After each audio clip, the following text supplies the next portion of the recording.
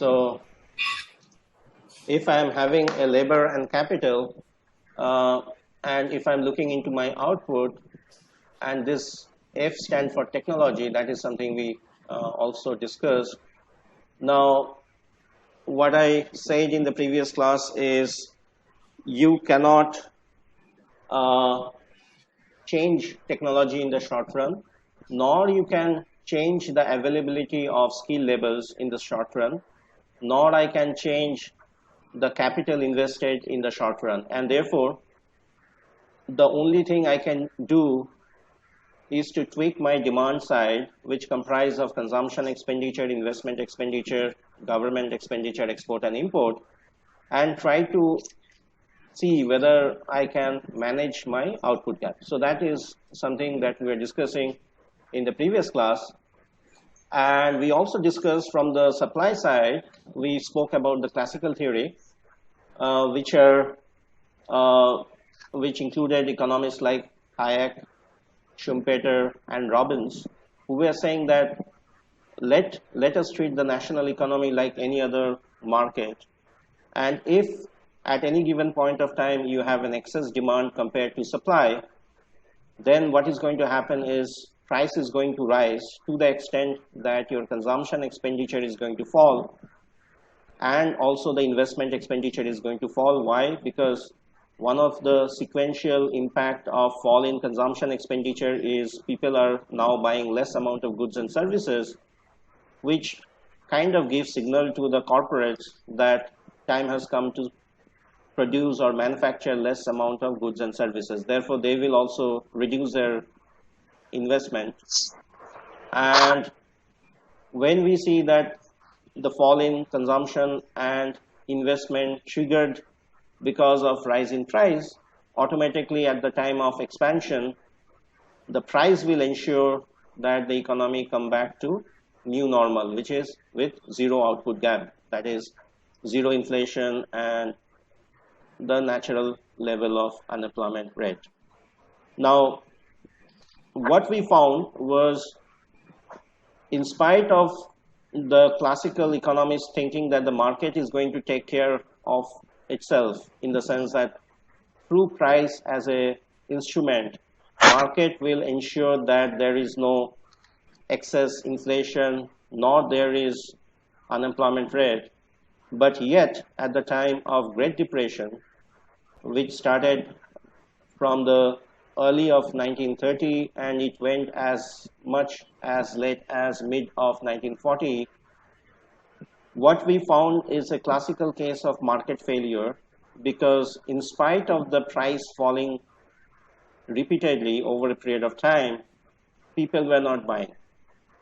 And the example which I gave you in the previous class is, let's say that you have a condition of some black swan event, be it war or be it any other thing, which is going to ensure that your future income is uncertain. If that kind of things happen, then what it is telling you?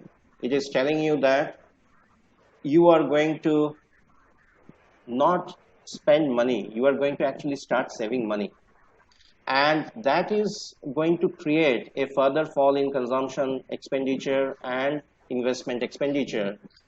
And because of that, what you see is it's like a self-fulfilling prophecy, which is with every round you see consumption expenditure is falling, investment expenditure is falling, and there is no way out from the recessionary trend that you are seeing. So that is something we were discussing in the previous class. And therefore, then Keynes came and said that, look, the only way you can control for this market failure, and why market failure? Instance of market failure, Keynes is saying that the only way you can pull the economy out of the recession is through government intervention.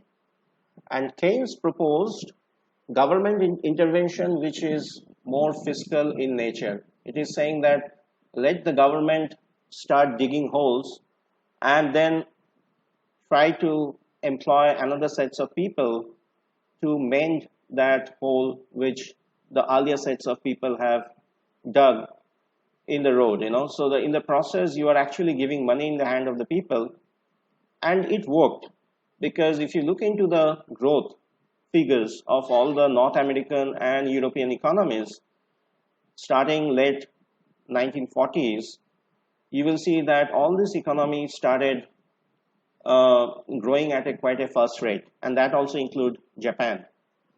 Now, sometime late 50s, you have another guy, because Keynes was putting emphasis on fiscal policy. Late 50s, there is another guy named, which we discussed again. His name is Phillips, and he's well known for the Phillips curve. He actually started saying that in addition to the fiscal policy, you also need to have the monetary policy. And the monetary policy comes in the way of money supply. Either you can increase money supply or you can reduce rate of interest. And if you do that, he was trying to argue that this will lead to increase in wage inflation.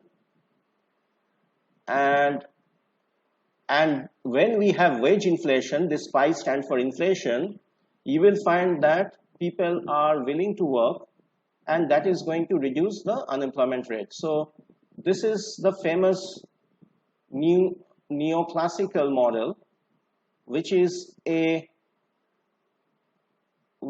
kind of synthesis between the classical school of thought and neoclassical school of thought. As you can see, why it is the synthesis? Because rate of interest is still a price, right? Because it is the cost of capital. So if I am able to bring down the cost of capital, or I can increase the money supply, that is going to increase the nominal wage, which will kind of allow people to work more, and that is going to help more and more people come and join the labor force, and that is going to bring down the rate of unemployment. Now here the subtle question is, why you think that in spite of the nominal wage being higher, the entrepreneurs or the industry owner would be willing to accommodate more and more people? The catch is, what is the nominal wage? Nominal wage is basically the price is going up. So what basically it means, if I'm talking about the real wage, which is nominal wage over the price rate, real wage is going to fall.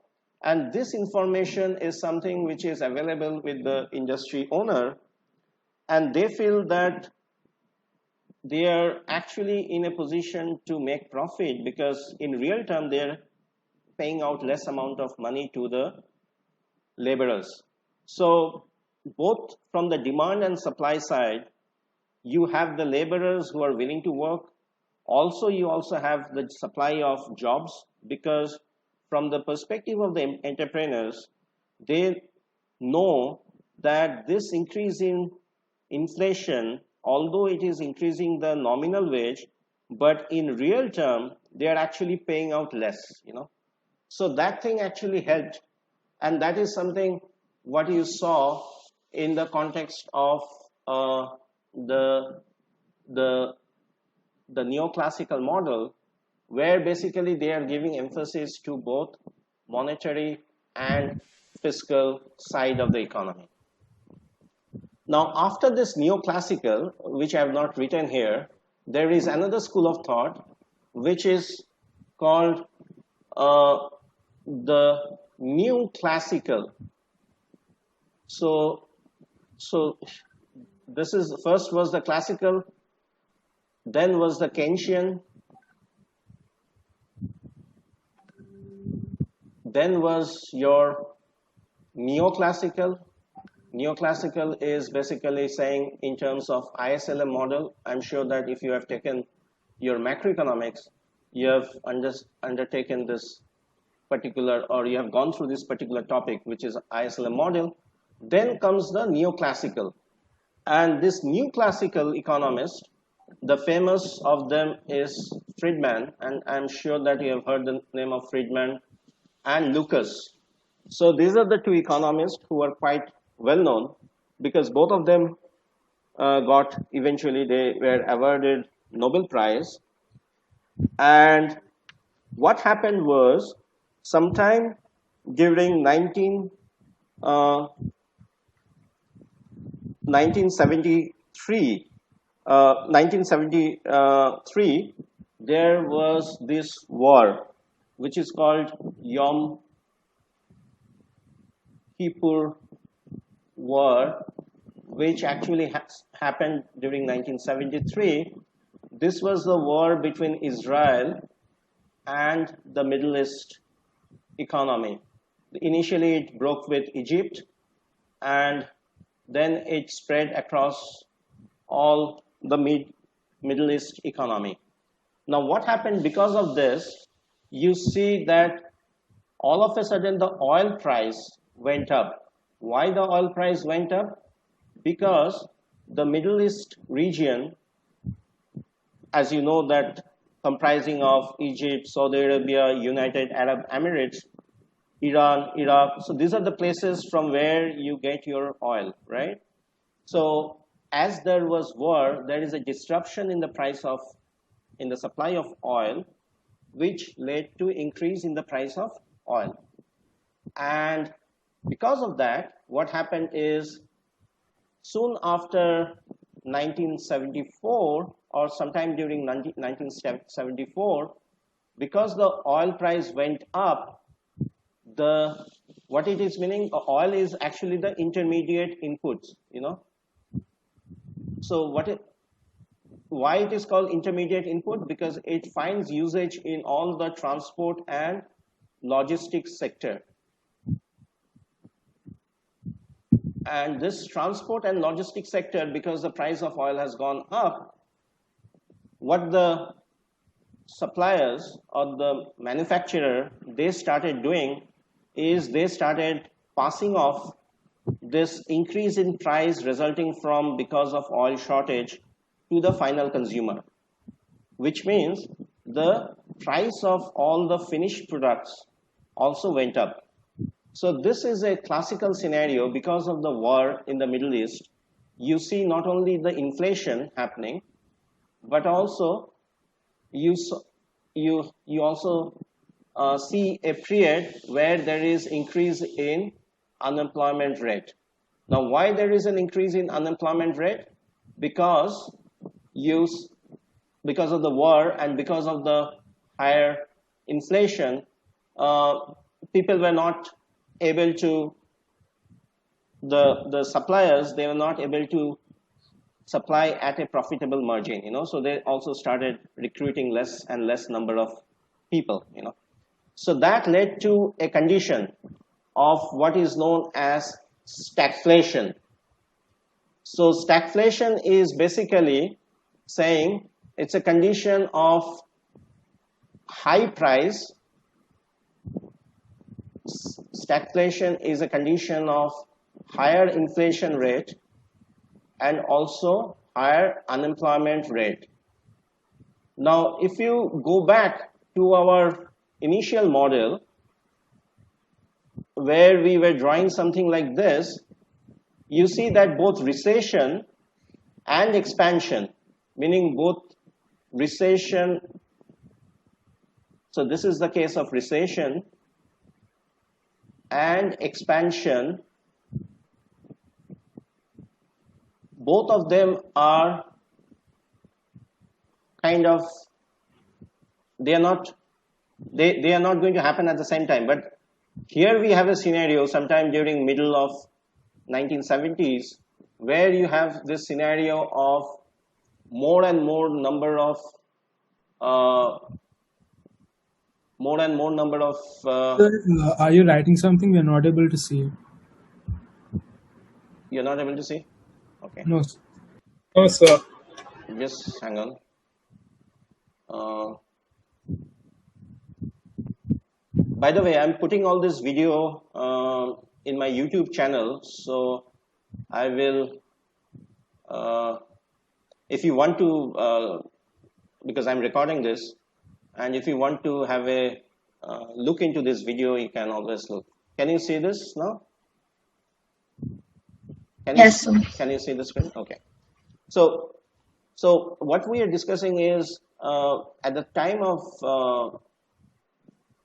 why Friedman and Lucas became famous, because unlike the classical school of thought or Keynesian or ISLM or the neo-classical school of thought, here you have a scenario where we are finding that both inflation and unemployment rate can coexist, because going by our basic definition of output gap, these are these things cannot happen simultaneously, but we are seeing a condition where both these things are happening simultaneously.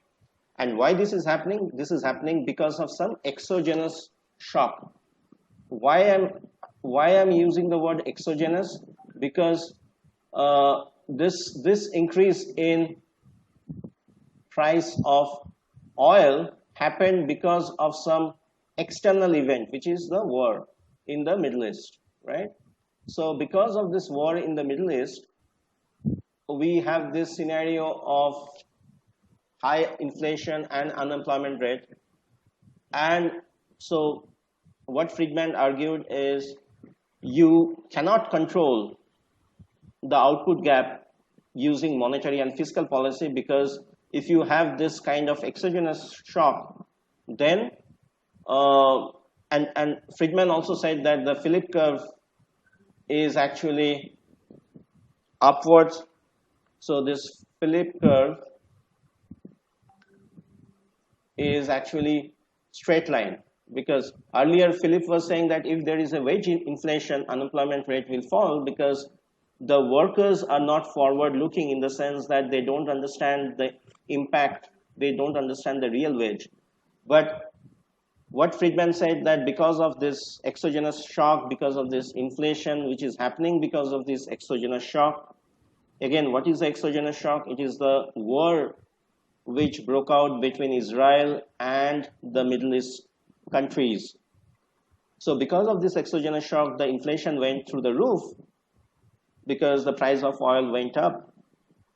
And the workers, they have now become forward looking, in the sense that you can no longer can fool the workers saying that, well, I'm giving you higher nominal wage, and therefore you can make the worker work at a lower real wage rate, and when that thing has, or when the workers have become forward looking, in the sense that they can also appreciate the real wage rate, then what happens is they are also not going to work, which means unemployment persists, and as well as the inflation persists.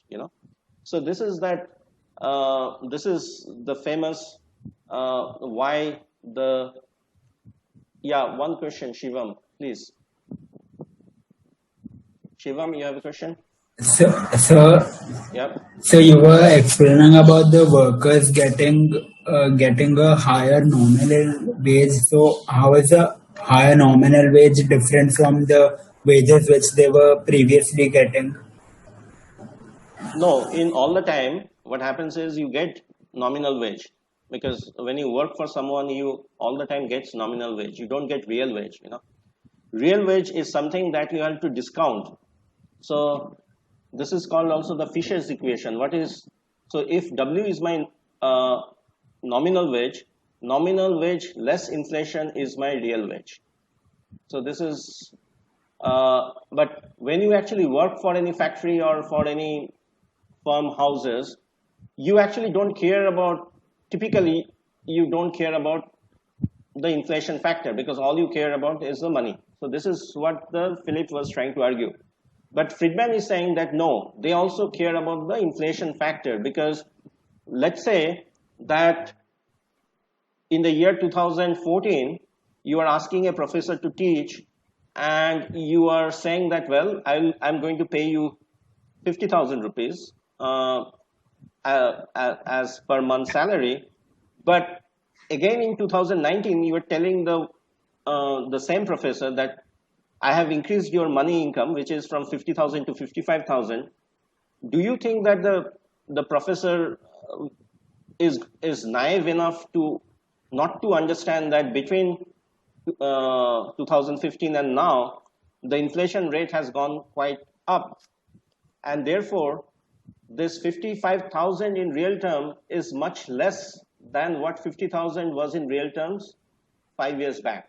And therefore, he might decline to work at the new wage rate, although in nominal term, it sounds higher. Does it clarify your doubt? So in a way, the workers are also forward-looking. They also take into account the impact of inflation. They also look around at how much inflation is there and then decide upon whether to take up a job or not.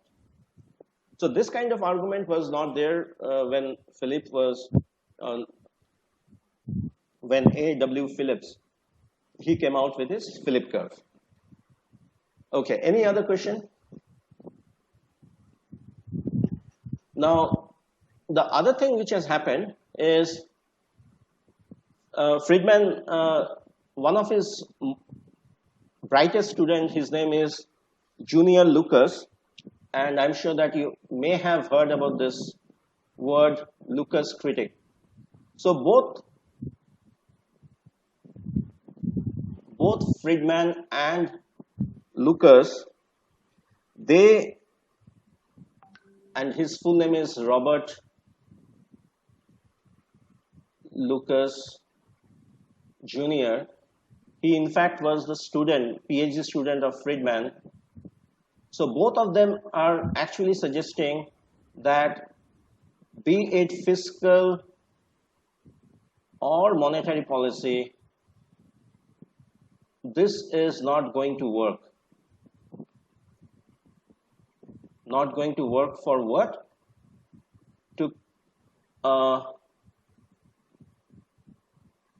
To control output gap. Why? Because again, because of some exogenous factor which Friedman was suggesting in the form of the oil price, or maybe because of the forward-looking agents in the form of laborers who are more interested in real wage.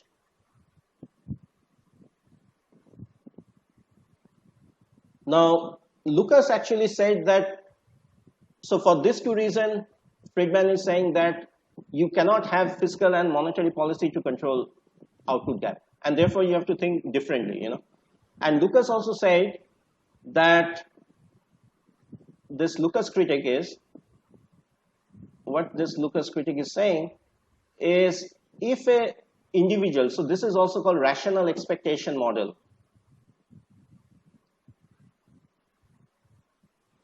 So why rational expectation? He's saying that the individual like you and me, we are very smart in the sense that we understand that what is the level of inflation that is going to behove us because of some monetary and fiscal policy. For instance, this works quite well in the stock market, So you will see that the stock market, the moment it crosses certain price earning ratio, the investor in the stock market, they know for sure that if the price earning ratio, because if there is no earning, so what is the price earning ratio is saying that if the earning falls and yet the stock price is going up, this cannot happen for a long period of time. Sometime sooner or later, the stock market has to cross. So provided it cross certain, let's say,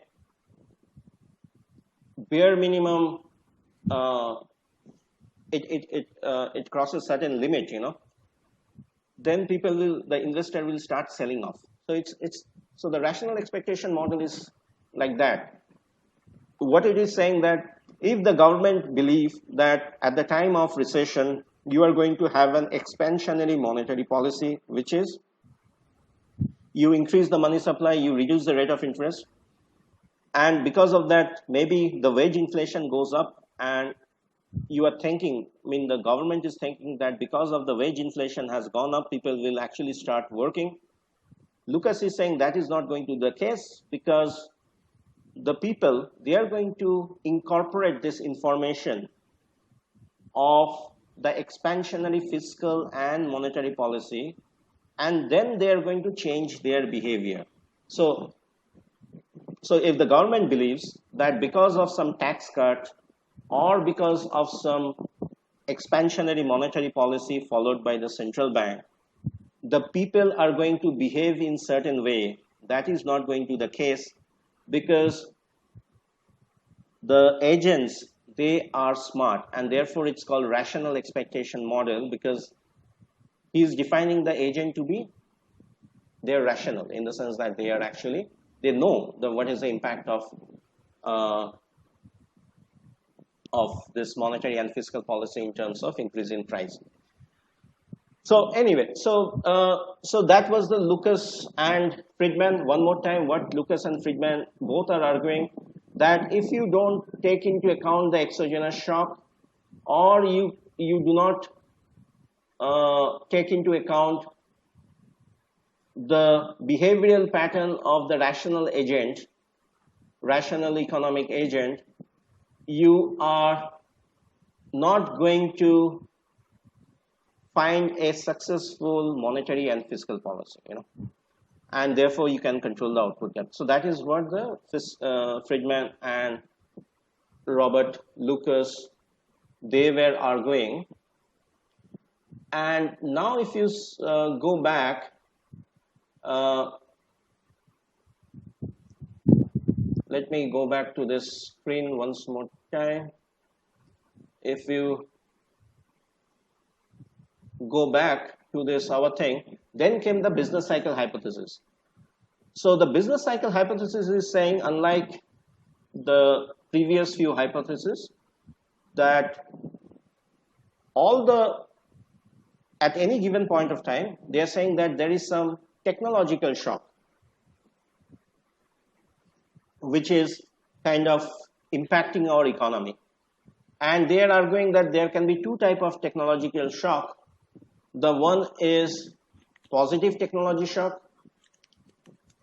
The other is negative technology shock. So for instance, if all of a sudden you have an attack, like what happened during the time of the Al-Qaeda attack in the US in the year, I think, 2001, when they attacked the World Trade Center. So that is a business cycle shock, because you have a negative shock in the form of both human capital, because many people died. Also, there was loss in the physical technology, technological capability of various firms, because they lost their offices and things like that. So what the business cycle theorists are saying, that at every point of time, and for proposing this theory, this economist, Prescott, Kydland and Prescott. So these are the economists who proposed the business cycle theories, F. E. Kydland and Prescott, E. C. Prescott.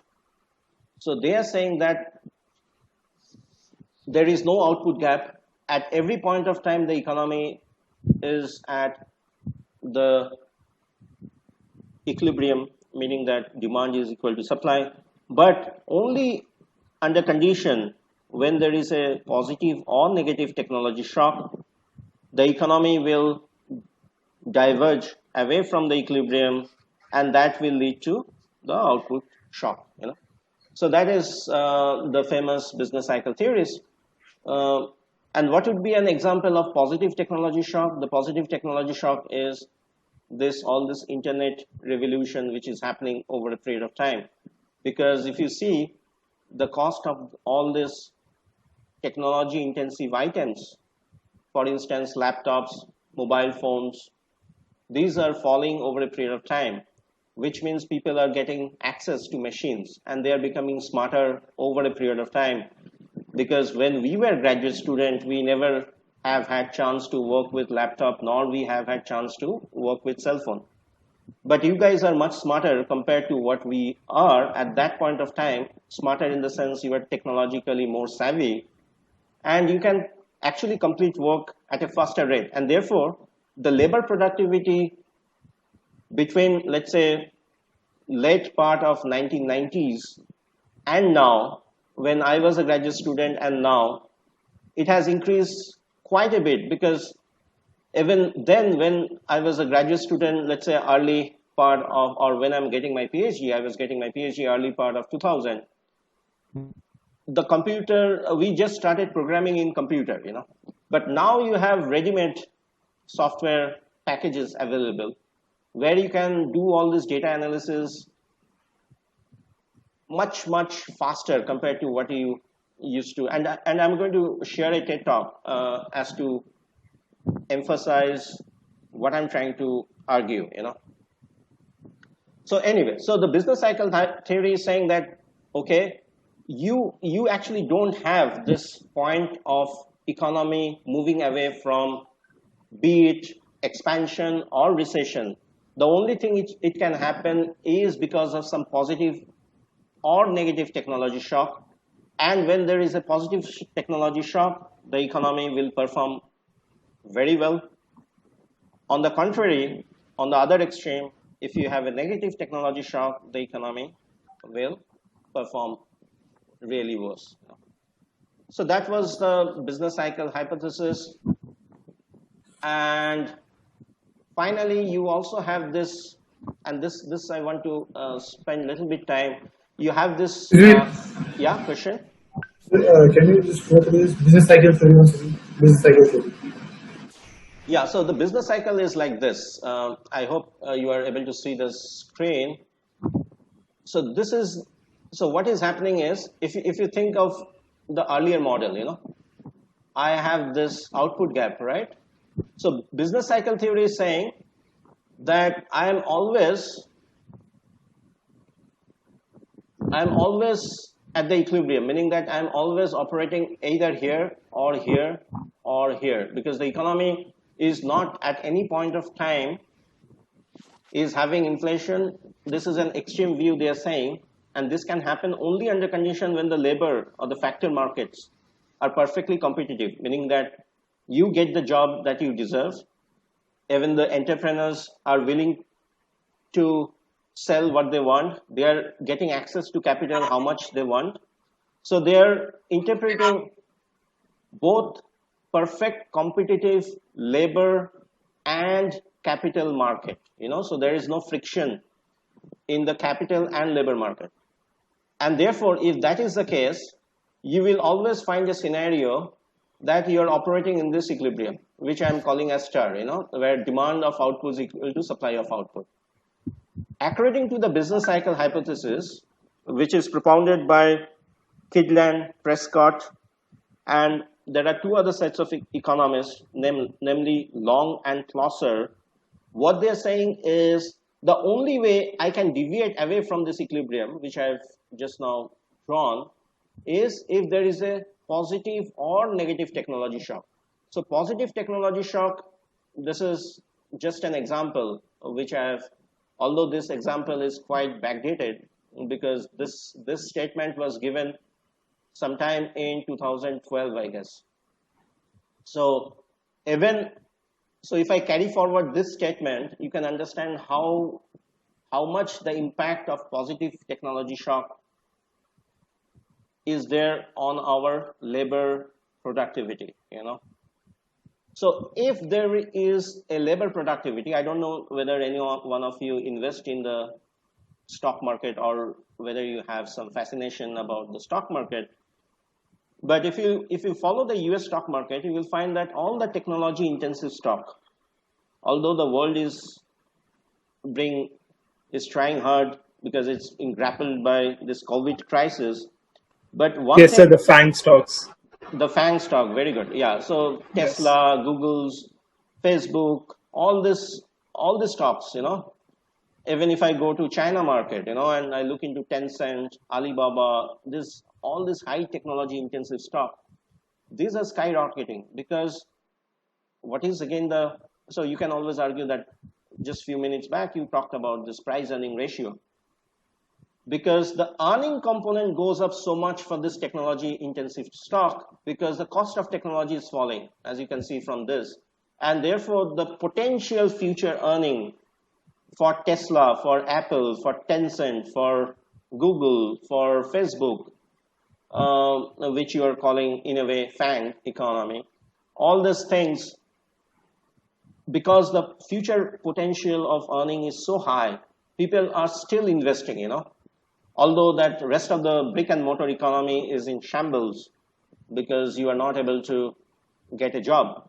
In the previous class, I just mentioned that close to 122 million people in India they have lost jobs, So that is the thing. So so coming back to our argument or discussion, what the business cycle theorist they are proposing is forget about recession. The only thing which matter, or forget about expansion. The only thing which matter is positive or negative technology shock. Because if you remember, Y is a function of labor and capital. So although these two factors are constant, let's assume that these two, labor and capital, are constant, your income can still grow provided we see a manifold increase in technology, right? And the only way your income will stop growing is if you have some kind of bad event, for instance, war, for instance, terrorist attack, for instance, some other things which kind of it can be considered as negative technology shock. So this is the example I was trying to give you guys. This is the amount of loss which happened after 9/11 attack in the US. So job lost in the New York owing to that attack was 146,100 jobs were lost. Number of days the New York Stock Exchange was closed is 6. Point drops in Dow Jones was 684. That's a huge fall, and economic loss. So this is actually coming from the negative technology shock. Is it clear? Okay. Now let me come to the final point, which is Shivam, question. So the statement given by Moore, was it a positive technology shock or negative? Can you repeat the question, please? So the statement which is stated above of the computing power cost going down, was it positive or negative? That's a positive because the cost of computing is falling down. So that is the example I'm giving, that like same Shivam, same Nilanjan. The only difference is I was also a student like Shivam at some point of time, but when I was a student, I didn't have access to mobile laptop or mobile phone, And because Shivam now has got access to mobile data, mobile phone, and gadget, he is much more productive in terms of computing power compared to Nilanjan. Although the fact remains, both may be equally smart. But what is the difference? So both labor, meaning Shivam and Nilanjan, are equally smart, therefore this is given. But what is the difference between late 1990s and now? Is now you have got access to this great technology, which is making you much more productive than what we were then. Is it clear? Okay. So what I propose is let's keep on continuing, because otherwise the flow will get disturbed. And let's continue until 4:10, and then I will let you go. Okay. Okay. So the next thing that what we were discussing. Can you see the screen now, guys? Yes, sir. Okay. So the next or the final one is the new Kenjian model.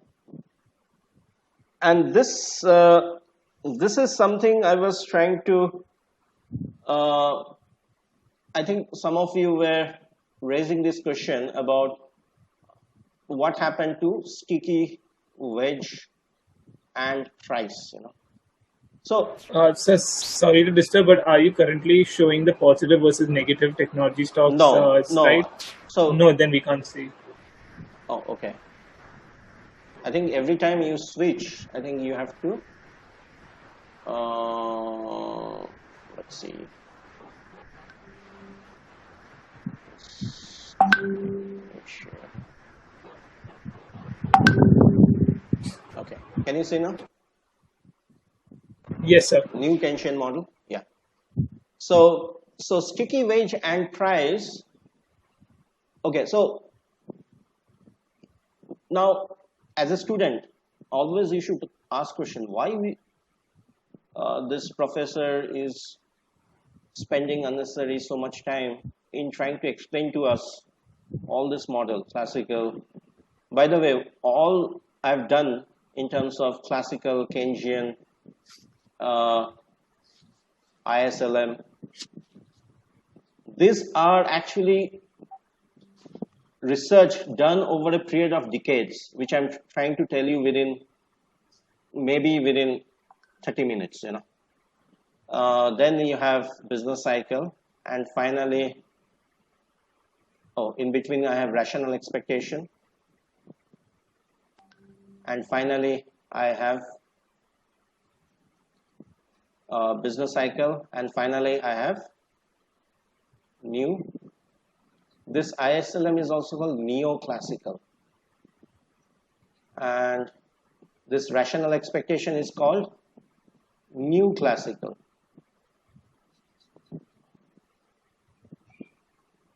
And then finally you have new Keynesian, because as you go for higher study or maybe you want to do some research, many times, quite often, you might come across some of this lingo, or linguistic. So, okay, coming back to why I'm spending a little bit time in order to make you understand controlling the output gap, because each one of these great economists, and all these are great economists because many of them have been awarded with Nobel Prize. So you can understand the kind of work which has gone into developing these theories. What is the big deal? The big deal is they are suggesting way how to control. So the main guy here still remains is the output gap, or how to control inflation and unemployment. Because as an economist, if you cannot formulate policy as to how to control your inflation and unemployment rate, then you have not done a good job. Are you guys following me?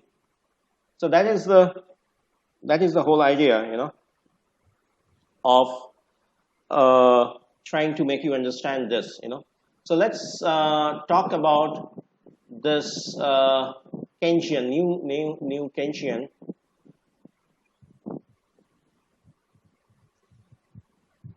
So what this earlier guy was saying, that price and wage both are flexible, right?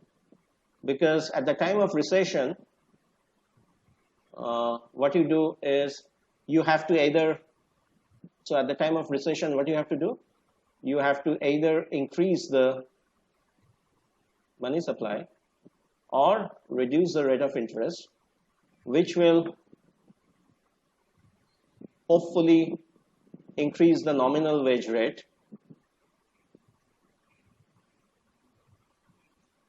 and that will allow more and more people to join the labor market, and the demand will go up. The more people working means more money in the hand of the people, and they will start demanding more. Likewise, under condition of inflation, you have the real wage falling, and therefore the firm or the entrepreneurs, they will find it advisable or profitable to employ more number of workers. So this new Keynesian group of economists, led by, I'm sure you have heard this name because this is a popular textbook for one of you, Gregory Mankiw, Lawrence Summers,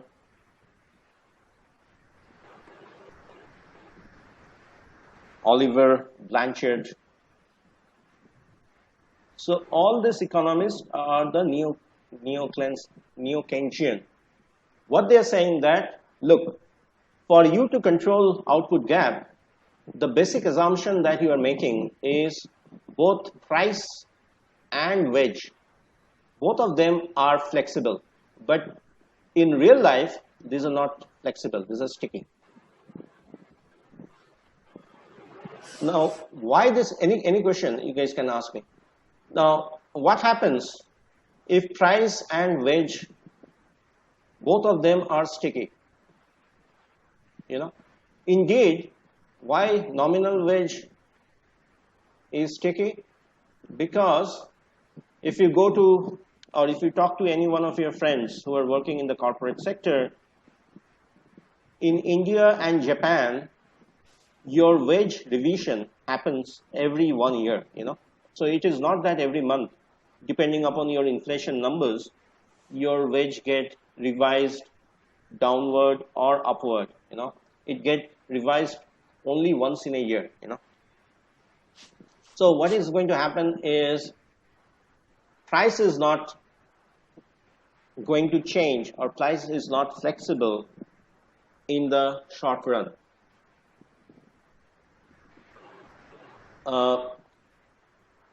Wage is not flexible in the short run, because as I just mentioned the example of India and Japan, where wage is revised every year, it's not going to change in the short run from monthly to monthly or quarterly to quarterly. As you know that the inflation numbers, either you can get a quarterly number or a monthly number depending upon what type of inflation numbers are we talking about. So wage is not flexible in the short run, and so is price. Price is also not flexible. And this is, I'm sure you have heard this word, menu cost. Menu cost is, let's say you are going to any restaurant. Of course, now you can always argue, but first let me tell you the story of menu cost, and then I will say that in what way this menu cost is getting changed now. Because when this group of economists were working, at that point of time, you don't had this concept of B2C, where business are selling directly to the consumer. It was more like B2B, where basically we are saying that business is selling because in order to buy. So this group of economists were working at the time when I was a graduate student, early 2000. So at that point of time, we didn't have things like Amazon, we didn't have things like Flipkart, we didn't have like Zomato of the world, where basically I can change the price every now and then depending upon the supply. But back then, what used to happen is typically the firms, they used to have what is called a menu cost, and which typically derived the meaning from, like, when you visit any restaurant, you are given a menu card, and what these people were suggesting, what these economists were suggesting, that not so often restaurant owners or firms, they can afford to change the menu cost from in a day-to-day basis, and therefore price is also sticky in the short run.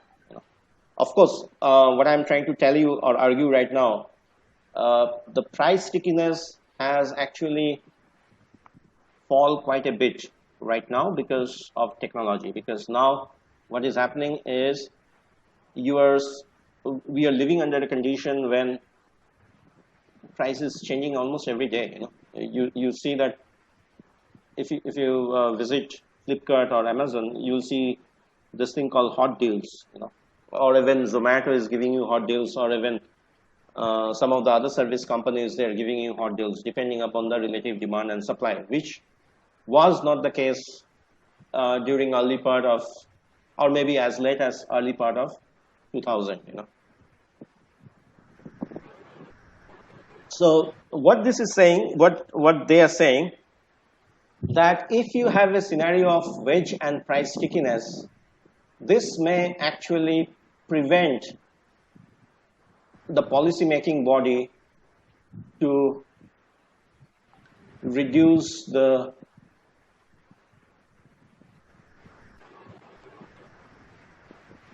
output gap. Why?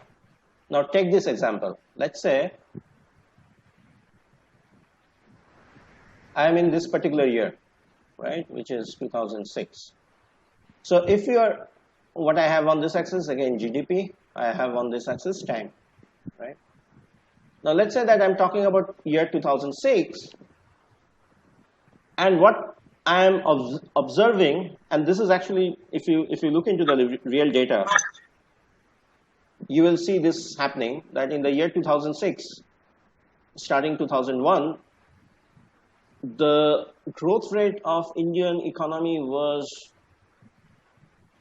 quite high, very impressive, Now, when the economy is at expansion or the economy is heating up, what is the ideal thing that the government or the central bank should do? The government, either it should increase the tax, because if it increases the tax, then what is going to happen is my disposable income is going to fall. Or if I'm a central banker, I'm going to follow a contractionary monetary policy. So at the time of expansion, I would expect to see, when I will see this happens at the time of expansion, I would expect to see either a contractionary monetary policy or fiscal policy, which means either of these two things, or maybe both of these two things are going to happen, which is both my rate of interest is going to go up and taxes are going to go up, right? So that is contractionary monetary policy or fiscal policy, because tax is something I can attribute to the fiscal policy. Rate of interest can be attributed to the monetary policy. The other thing which can happen is money supply is going to fall, which means the government and the Reserve Bank, both of them are trying to control the inflation, and with the objective that I move down on this axis. Now see how this sticky price and wage can play a spoil sport. Now let's assume that we are at the period of high inflation. Let's say that we are in the period of high inflation, and therefore this calls for contractionary monetary policy. Now contractionary monetary policy means what? The rate of interest is going up. So now let's say that there are two suppliers of cars. One is Maruti, the other are Tata. So if both of them are sitting in the year 2006, where the government is trying to follow a contractionary monetary and fiscal policy, then, and if both of them are competing, ideally what Maruti should do, what the manufacturers of Maruti should do, they should go for a price cut, right? Because, why? Because rate of interest going up means what? My EMI on car loans are going up. Is it not the case that most of the time there are very few people who can just go and swipe their credit card and buy a car? I'm talking about the majority of the people. Let's say that we take loan from the bank and then purchase a car. So under condition, I think, yeah, Rahil, question. Yes, sir, I have a question. So right now, US has been printing a lot of money to combat the inflation. I mean, the recessionary scenario they might be facing. So how dangerous can this be? Yeah. So let me answer your question once I explain this. Yes, sir. What I'm trying to explain is how can there still be a case of market failure? Or this is not market failure. This is actually called coordination failure. Okay. Coordination failure in the market. So ideally, when you have the rate of interest going up, Why rate of interest is going up? Because you have a period of high inflation and Reserve Bank is following a contractionary monetary policy. So the rate of interest is going up. So ideally, it is in the best interest of Maruti and Tata, who are both in the business of producing or manufacturing cars, is to what? Reduce the price of the automobiles or the cars they are producing. Now think of this as a moment that if Maruti reduce the price, then what happens? Then because this price is also going in the computation of my CPI, because this is a finished product, then what happens? My real wage increases, right? Because if what is my real wage? Is nominal wage by price. So if price falls, this thing actually increase. So if real wage increase, this might actually negate. Let's say that the real wage, the impact of real wage increase is greater than the impact of the change in rate of interest. Then what happens is the real income of the consumer are going to increase, and they, instead of buying the car, and why this real wage has increased? Because Maruti has reduced the price, Tata has not reduced the price. And they can actually now, thanks to the action taken by Maruti, they can now go and start buying the Tata car. So Maruti, the management over at Maruti knows very well about this. And therefore, if they have this information that if they were to reduce the price, that final consequence of price reduction may end up with people buying more of Tata Indica car, what is the best strategy on behalf of Maruti? They are not going to reduce the price. And because they are competitors, Tata is also not going to reduce the price. So the price remains sticky. So I don't know whether you're taking this course on game theory. There is something called Nash Equilibrium. So it's a kind of Nash Equilibrium we are heading for, because I know if I am taking a decision, I may not be getting the fruits of the decision that I'm taking. My competitor might actually gain from this decision. And this is a classic case of coordination failure. And if this were to happen, because why contractionary monetary fiscal policy? Because you want the price to go down. But as this example shows, that because of price stickiness, again, why price is sticky? Because as a decision maker, Maruti is not sure that even if it were to reduce the price, the impact of this fall in price is going to land up with the Maruti people, So they are not going to reduce the price, nor Tatas are going to reduce the price. What is the final thing which is going to happen is we are going to see a condition of price stickiness, okay? Is it clear? So that if price stickiness and wage stickiness persist, then you will see that was the whole argument which the new Kenjian were putting forward, that if this is the case, then what is going to happen is we are not going to see this condition of a reduction in output gap. Is it clear? Okay, now I think, yeah, quickly. So you said that if you reduce the price of Maruti and... Can you speak a little bit louder? I'm not able to hear you. You said even if after reducing the price of Maruti, people may not buy it and go for Tata. So, I mean, how will that happen? I didn't get it. That part. You are saying that even if Maruti reduce the price, people might buy Tata? Yes, sir. Yeah, because, see, I don't know, when you grow up, I mean, I'm assuming see, we have typically some strong preference, For instance, I have always strong preference to buy Japanese cars because I've been staying in various cities across India, and I was also in the US. No matter where I am, I always prefer to buy Japanese car. Now, let's say that, let's assume for the moment that the Toyota have reduced their price. The Tatas have reduced their price. Now, because Tatas and other people have reduced the price, the consumer price indexes has gone down, which means my real income has gone up.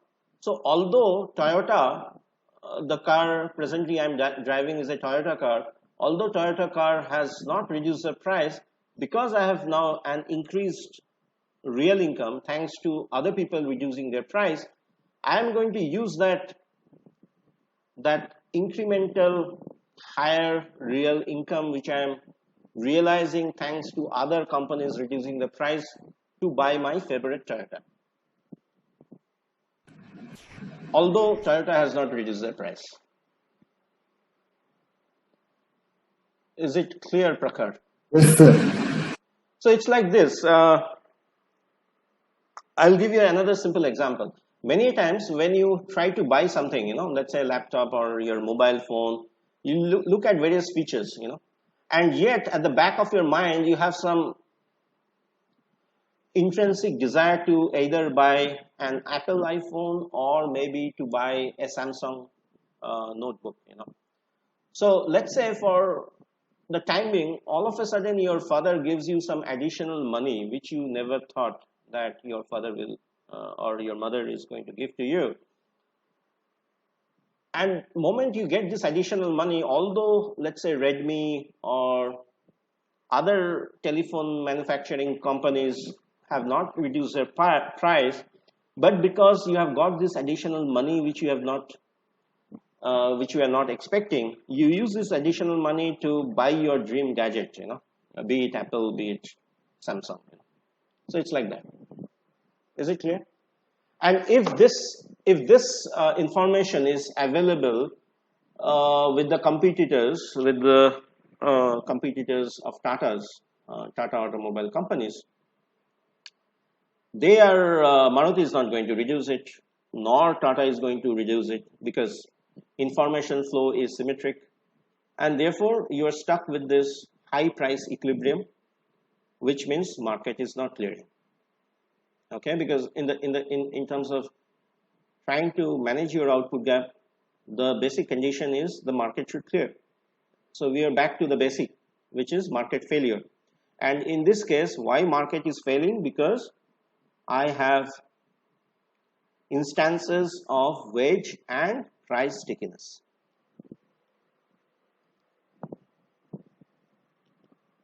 Any question? Okay, now let me try to address the question. Can you repeat the question about the US market? Someone was asking me the question. Yes, I was asking. What was the question? Can you please repeat? Yes, that the US economy is currently printing a lot of money. Mm-hmm. So, as you can see, a lot of people, it's in the news that the Fed Reserve has just printed money. They're, increasing the volume of money in the US market. So, how dangerous can this be? Yeah, so let me try The to excess explain. liquidity right now. Yeah. So not only the US market, which is the Fed, as you were saying, but also the European Central Bank, ECB, and also the Bank of Japan. Even back in India, we have Reserve Bank of India, RBI. All of them are now going for expansionary monetary policy, meaning they are just... Now, expansionary monetary policy can happen in both ways. One is you are printing money, like what you're saying, which means that... But this printing money is always not a easier way, because there is something in the Indian context which is there in the chapter I wrote on monetary economics in the book, which I'm suggesting, is there is something called FRBM Act, Fiscal Responsibility Balancing Management Act, which is saying that at any point of time, the government deficit cannot go beyond 3.5% of the national income. So, printing money cannot be a wise decision all the time. The same is hold true for Fed. So, how they are following this expansionary monetary policy? They are basically buying government bonds. the government is floating all the bonds. Why government float bonds? Bonds are like, it comes with variety of tenures. As low as, let's say, 15 days, it can go as high as 10 years, And if you see or read newspaper, you will find that even Indian government between April and June this year, not the Indian government, the Indian Reserve Bank, most part of their investment went to buy the US Treasury bill, because that is considered to be the safest of all the assets that you can consider, because the equity market is quite volatile. It can go up, it can go down. Yes, But sir. the story about the how to control the output gap, and as you can see from the screen, now I am back to more the applied side, and we are going to talk in detail about this income distribution and other stuff, as what might happen.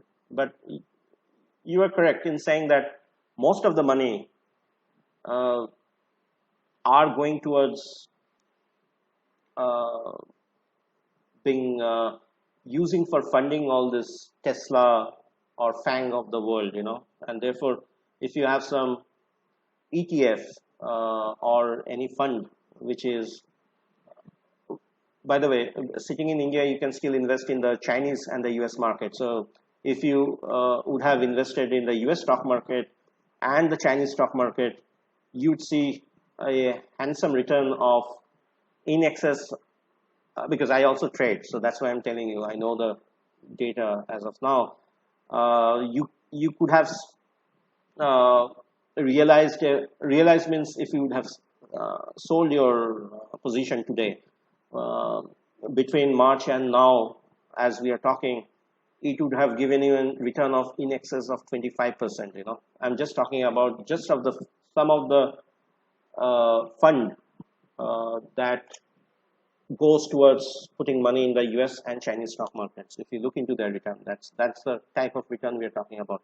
On the contrary, if you are looking into the saving account, the return on your current account, it is like HDFC Bank, I think, is giving 5.5%, and top of that, you'll be taxed.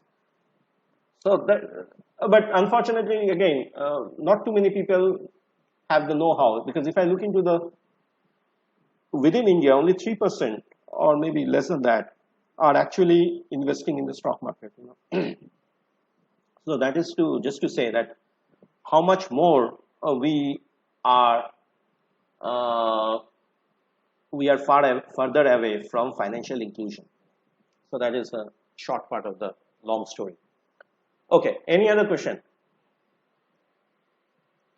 Okay, now let me come to a few other data. And by the way, these data which I am using, you can see the slide, right? So you can get it from World Development Indicators. This is a website which is maintained by World Bank, and this comes free of cost. So you can go and experiment or explore various data on various macroeconomic topics, if you were to do some projects. So if you go there, you will find that the high income countries are the ones whose annualized per capita income is more than $12,746 per year per capita. Okay, middle income country are the ones between 1,045 and 12,746, and annualized per capita income of low income countries are the one which is less than 1045. So if I were to ask you what is the latest figure for India's per capita income, what would be your answer? It's around 2,300. Yeah, so you can check it in the Google. It's around 2,300. So multiply that by the going exchange rate. It comes to around 2 lakh, maybe 15 or 20,000 per year per capita. Now I'm using the word per year per capita. Basically, what I'm trying to argue is, it may so happen there are people who are not working, and So for instance, if I am looking into people who are over and above 60 or 65 years of age, by definition of the government, they are retired, they are not working. Likewise, if you are below 18 years, by definition, you are also not working. You are not in the labor force or labor market. Also, if you are in defense, or for that matter, you are in jail serving some time because of some crime you have committed, you are also not part of labor force. So if I were to include the, so just I don't know how much you guys travel, but given a chance, try to do some project where you get a opportunity to travel across the length and breadth of India. Then you'll understand what India is actually is. Okay. Anyway, now some of these numbers I have purposefully kept it backdated, so that you can yourself work on this. And I was told that at the end of my session there will be one quiz. So some of this typical questions or some of this thing you can get a sense from this type of questions. What will be asking. It will be a multiple choice type question answers. But if you're liking the class, if you're clear with the intuition, I think it should be fine. So the gross domestic product for India for the year 2010 was 61 trillion US dollar, but between 2010 and 20, I think now it is close to 3.1 or 2 trillion US dollar. So we have this thing has increased manyfold. So of all countries, now US, this 14.5, I think now it's 21 trillion. So check for this, as an exercise for yourself, as to with US dollar per capita income of 6,000 something. So if I were to compare apple to apple, which is adjusting for the cost of living across countries. So I'll stop here and let me entertain few questions if you have, and then again we meet on